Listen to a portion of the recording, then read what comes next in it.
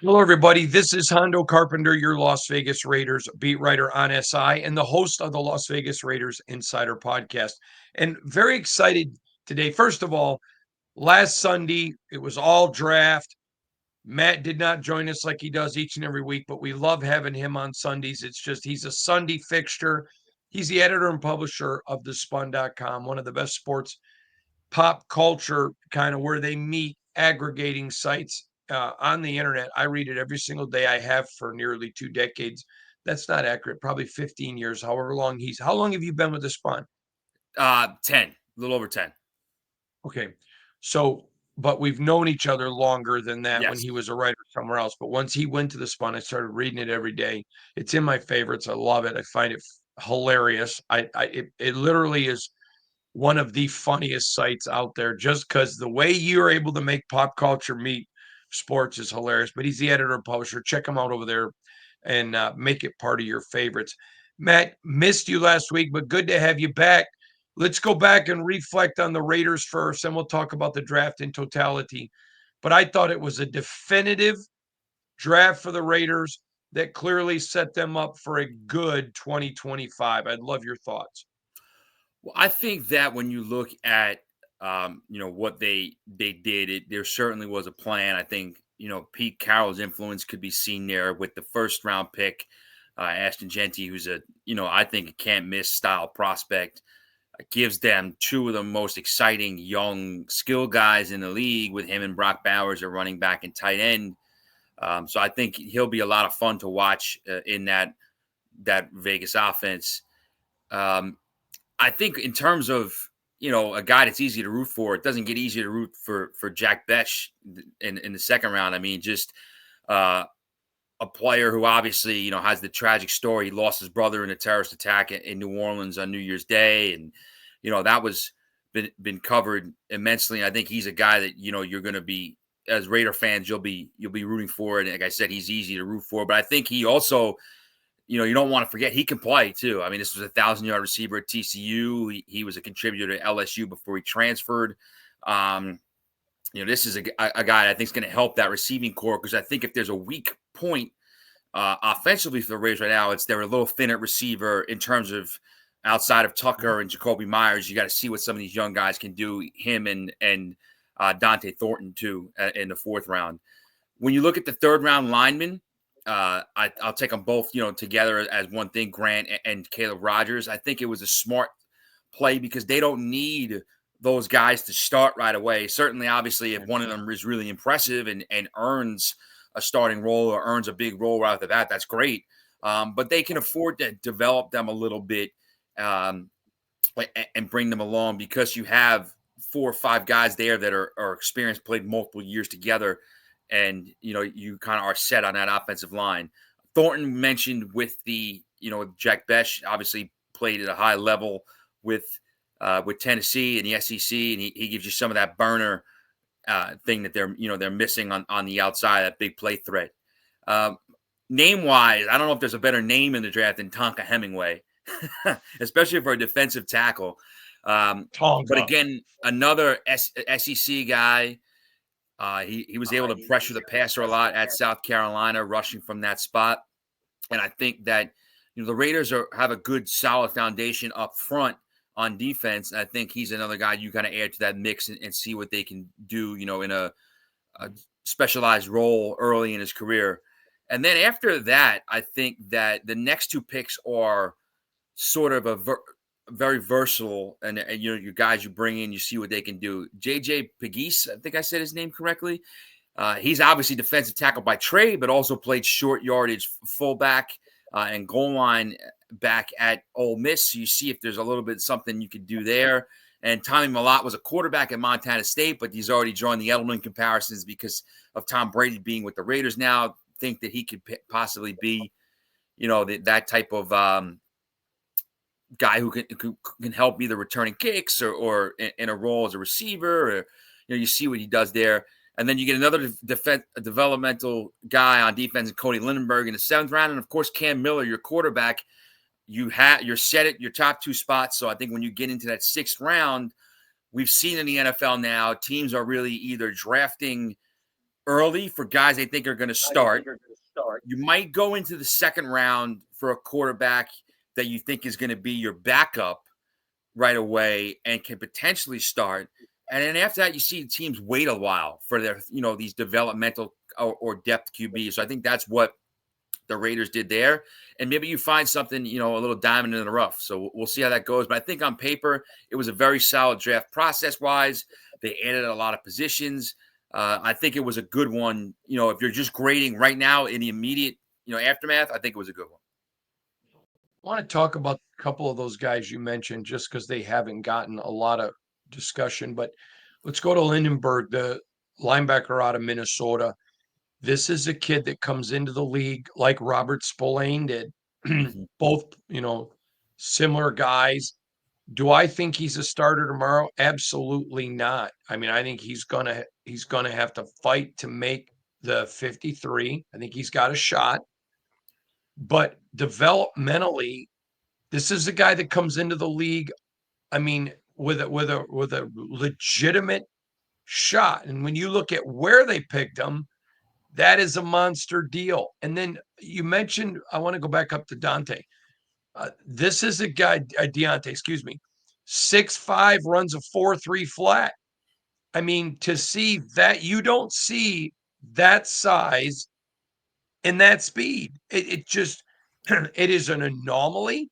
I had one person say to me, an NFL guy, he said, that is somebody that whether you believe in God or not, that guy better be thanking God every night because 6'5" and 4'3" are not usually the same.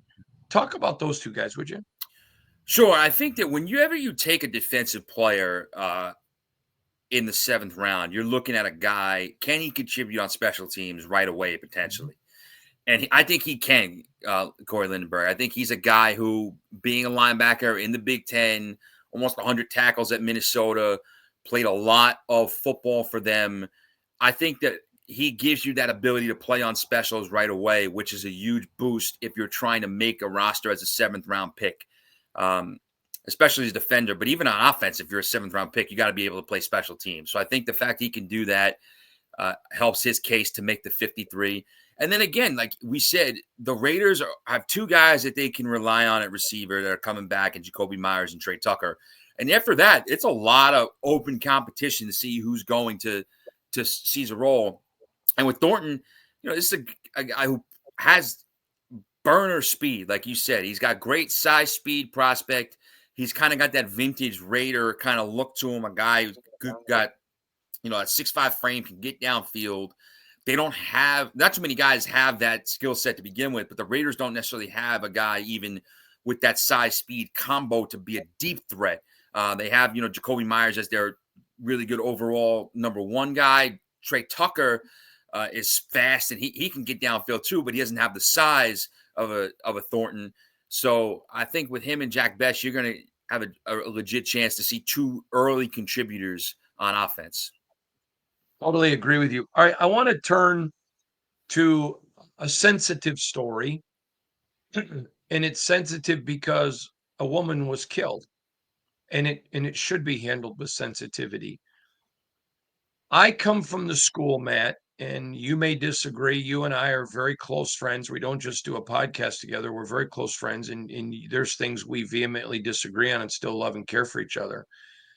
But when a person when the judicial system says this is your punishment, and a person pays that price, to me, when they've paid that debt to society, it doesn't mean now that they continue to be thrown to the curve. Mm-hmm. Henry Ruggs, Josh Jacobs reveals, is working out in prison with the hopes of coming back. And I've had a lot of people asking me about it. And my opinion on it is I'm not even talking about the Raiders, but Henry Ruggs was an absolute tragedy. And it was not a tragedy for him. He brought it on himself. It was a tragedy for that young lady. But after fulfilling whatever punishment the judicial system gave, and you can say it was too much, you can say it was too little, we're not getting into that debate. But once he is released, if he's able to play, I don't think it should preclude him from the National Football League if that sentence has been fulfilled. This is nothing to do with football for me. I believe this for anybody that goes through prison. I've known some tremendous people that have gone to jail and prison who really got their lives together, who I personally watched suffer because the rest of their life, oh, I won't hire you. You've done this, I won't hire, which is fine. Businesses are allowed to make any decision they want. But I don't have a problem with businesses who say we will. I have a friend that hires a lot of people that have been to jail because he believes in giving them in prison a second chance. And 90% of them have worked out tremendously for him. They're very loyal because he's given them a chance, and it allows them to turn around and become productive citizens. I know that you guys have written about it, talked about it. I would like your thoughts on this. Obviously, it's sensitive, but to me, I think this is a big issue, and a lot of people are talking about it. Sure. And I think that when you look at his situation, I believe August 2026 is the earliest he could get out of prison. So you're talking about another 15 months or so. Is it a long shot? And just in terms of his ability to make the NFL again after being away, Super long shot. super long shot. But I do think that, and I don't, you know, besmirch any team that says, listen, we just don't want to deal with this. We don't want to give this guy an No issues opportunity. with that. It's not worth it for us. But I also don't necessarily think, again, like you said, I don't believe a team should be crucified if they say, we're going to bring this kid in and see what he can do, see if there's a chance. We may not sign him. He may not be good enough to get a chance, but we're going to at least look at him. Because I do think, like you said, for the family of the woman who died, the innocent victim there, I don't know what their feelings are on Henry Ruggs, but they may never forgive him. They may. I can't say they aren't. I don't know for sure. But I'm saying a victim's family may never forgive him. Right. They may never feel like he's done enough to pay his debt. But if the judicial system says he has and he's out, and a team, private business entity in the National Football League wants to give him a chance, I don't blame them for it. I think that it's totally within their rights to do it. And I think that, like I said, it's a long shot for him to make it with that much time off to begin with. But I think that if a team wants to give him an opportunity, I'm okay with it. I'm okay with them, taking a look and seeing what's there, when he's done and has paid, the rest of that sentence out. Let me just say this. I want to make this very abundantly clear. I don't have an issue. Excuse me. If an NFL team says, no way, I don't have an issue with that. But where I have an issue is if an NFL team says, okay, debt's paid, let's bring him in. If he can play, we'll give him a shot. He'll help us. I don't think those people should go through the shame as well. I'm just saying. No, I would agree. Okay. Next, I want to talk about the Shedeur call. Mm-hmm. But I want to talk about it from a different angle. Obviously, now I took a ton of criticism because I have said throughout the entire draft process that nobody who I trusted as a good quarterback drafter had Shedeur in the first round. I was very adamant, and the criticism I took was mind-blowing. At the exact same time, I said I thought he would go in the first round because there's a lot of bad drafting teams. He didn't go for a lot of reasons.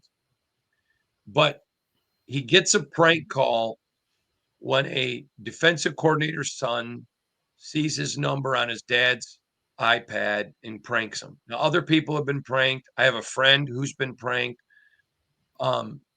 It's not the first time. It's completely childish and ignorant, and not. I'm not even justifying because there's nothing to justify. But Adam Schefter on his podcast, and you guys wrote about it. To your credit, this is where I learned about it. Wrote I mean, talked about what hurt Shador and where the prank probably started was because he didn't have an agent. Talk about that angle, and I'd love your thoughts. I thought that was one of you guys' best stories. Yeah, I didn't really, to be honest with you, until I saw that Schefter had discussed it, I didn't really think about it from this angle. And he I was hadn't either. saying there was a couple of other people that I saw kind of make the argument that if he'd had an agent, it might have helped his cause throughout the entire process because, maybe he approaches interviews differently. Maybe he takes different, opportunities throughout, the draft process that kind of help him prevent him from falling as far as he did. But specifically related to the prank phone call, Adam Schefter's argument was with an agent as a go-between, the agent is communicating with these teams and letting them know, hey, this is how you get in touch with me and my client, and as opposed to sending it out in a email blast of sorts or whatever that it was, where Jeff Ulbricht's kid saw it on his dad's iPad, was able to access it, and it became this huge deal. Now, again, like you said, a bunch of other guys got pranked. I think Tyler Warren got pranked, Abdul Carter, a few other guys in the later rounds of the draft too. So it's an issue. And again, and also if Shador Sanders, it became a big thing because this was a new number. If some of these draft prospects are keeping the same number they've had, there's a lot of people out there with it. There's a lot more opportunities for it to fall in the wrong hands. But I think in terms of Shador's case specifically, I thought it was an interesting point by Schefter because it could have helped it prevent, the number prevented from getting out and this situation from taking place. And I also think it's something the NFL is going to have to try to mitigate moving forward because obviously you can't prevent everything, but it's never a good look when something that's supposed to be, concealed, limited communication within league circles gets out like that, kind of in a careless manner. What did you think of Belichick doing his interview wearing a Navy sweatshirt, not North Carolina? I mean, I'm just going to tell you this. So, you know that the respect I have for Bill, and I have a ton, and I like him a lot. He is a curmudgeon, but someone took I don't know if it was a screenshot or what it was, but a Yeah. picture of him wearing this saying, and just sent it to me, a national interview, not wearing North Carolina colors. Is he already trying to piss the people off in North Carolina? I, I, what did you think of that? I actually didn't think that much of the Navy thing because of the fact that it was a major portion of the interview was focused on his father's career, his father coaching at Navy, and kind of how that birthed, the genesis of Bill Belichick as a coach. So I didn't necessarily think that much about it. Um, Also because of the fact that Navy and North Carolina probably are not engaged in many recruiting battles.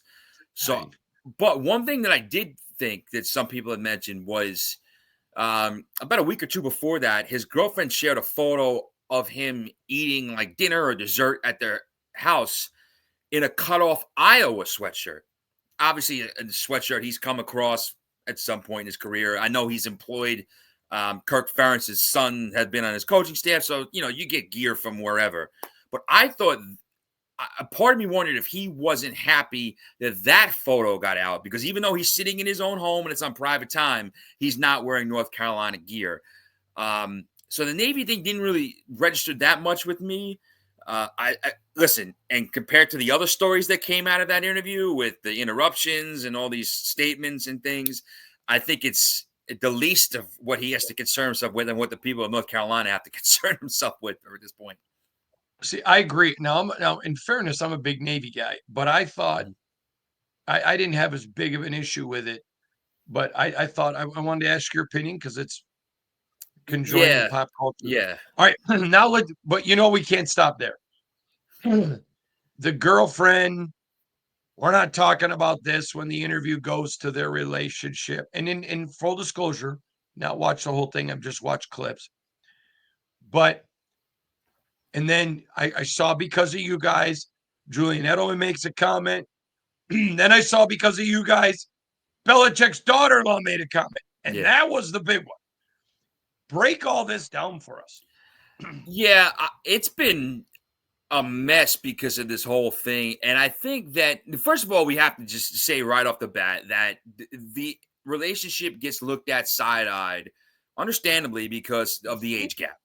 It's a sizable age gap. I mean, I think Bill's 73, she's 24. So he's 3 times her age. Um, and then when it comes out and CBS showed that little clip in the interview that, she kind of interrupted and didn't want to talk about that part. And then they released a statement, indicating, making it sound like CBS was in the wrong, asking about stuff they shouldn't have. And then CBS goes back and forth, and it just becomes this whole, mess of a thing. And to me, listen, and Bill's pulling up the you know, I'm pulling up the article real quick so I make sure exactly what was said. Julia Edelman's point was she didn't do anything She's that really acting was. like a publicist. Yes, that's what he said. He acted like a publicist. But Belichick's daughter-in-law, This was the one that blew my mind. she said she believes that this is Steve's wife, his defensive coordinator, and his son Steve that coached with him with the Patriots, now in North Carolina. Fellow Rutgers alum Steve Belichick, actually, too. She said that she thinks that she needs to be more professional behind the scenes. Said publicists act in a professional manner, don't storm off set delaying an interview. And to me, this is where it gets awkward because she's acting. What is her role? It's one thing if she's just, a girlfriend, but she's acting as like his publicist. She's acting as like in charge of, controlling the narrative. It's been reported, and there's email correspondences where he asked people at UNC to please copy Jordan on any type of emails that you send and things like that. And it's just an odd situation. And to me, it can't be Bill Belichick cannot be happy with all these conversations going on before he's even. I mean, we're talking about it's 4 months before he even coaches a game for North Carolina. He's just through his first spring as head coach there, and this is what's getting brought up. And if you're a North Carolina trustee or a booster or one of the people that help bring him in, you're thinking, did we really bargain for all this? I agree. To me, it's the most anti-Belichickian Yes. thing I've ever seen. And so it's going to be fascinating to watch. I know he wants to get back to all right, let me rephrase that. I have every reason to believe he wants to get back. He's not told me, but every reason to believe he wants back in the NFL. This drama is not a good way to get that look. And I'm just stunned because after decades of him always being Belichick, Mm-hmm. we're now seeing something that isn't Belichick. All right, I want to touch on just 2 more issues, but this one's a big one because, by the way, I love how you always find a way to bring a Rutgers plug in. Oh, fellow Rutgers alum. Eli Manning putting together a group to buy some of the G-men, your team. I think this is a great idea. If he does for the G-men what Brady's done for the Raiders, it'll be great. I think the G-men could use some Eli Manning wisdom. What are your thoughts on Eli potentially buying a portion of the team?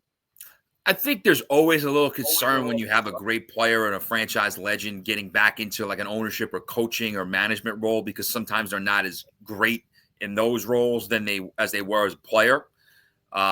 But I think I like having Eli around the team. I think that it can only be a benefit for the most part of getting him involved. I think that it's another voice. I think that it's a voice that if he has something that he feels conviction about, and it's something that's maybe outside the box or different from what John Mara and Steve Tisch and the ownership group's thinking, the primary owners, Eli is a voice that they'll listen to because of how much they trust him and how much they know, what he's accomplished, and he has the best interest of the franchise at heart. So to me, I think it's a great thing overall. I'm intrigued to see if he is able to get it done. I'm intrigued to see, how much of an influential role he takes, because obviously I think they're selling up to maybe 10% stake. So it wouldn't be a controlling stake. He wouldn't be a decision-making owner in that regard, but he could certainly put his weight towards, to tip the scales for certain things if it comes down to it. So I think it's a very fascinating thing to follow if you're a Giants fan and an NFL fan in general. Totally agree with you. My last one from you is, this was not a quarterback heavy draft. There could be as many as 6 first round quarterbacks next year, as many as, I'm not predicting that, but could be. But what I thought this draft was one of the deepest ever. There were guys getting picked in the 7th round that should not have been there. It was just phenomenal to me. Overall, this draft and its impact on the NFL, I think, is going to be felt for a long time. I thought it was a very good draft for the league. Your thoughts? Yes, I think that when you look at it, seemed top heavy because you had the first couple of studs with Hunter and Carter and Cam Ward being the clear cut number 1 quarterback going number 1 overall. And then it's sort of, even though there were it's still really good players that got picked right after that, it felt like, there's not a lot of star power. And of course, it was not a great quarterback draft. There was only one other quarterback went to first, Jackson Dart. And, so I think that people look down on it because, it's not a great quarterback draft. There's not a ton of stars. But I think there were a lot of solid, good to very good pro prospects there that are going to help teams in the long run. And I think that it was a good draft for depth, especially at certain positions, defensive tackle, running back. It was a draft that could really help rosters. And I think that that's what you'll see out of it.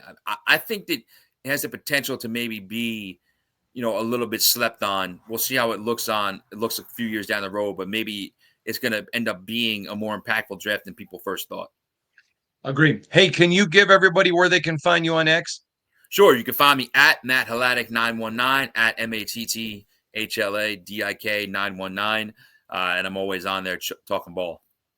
Thanks, everybody.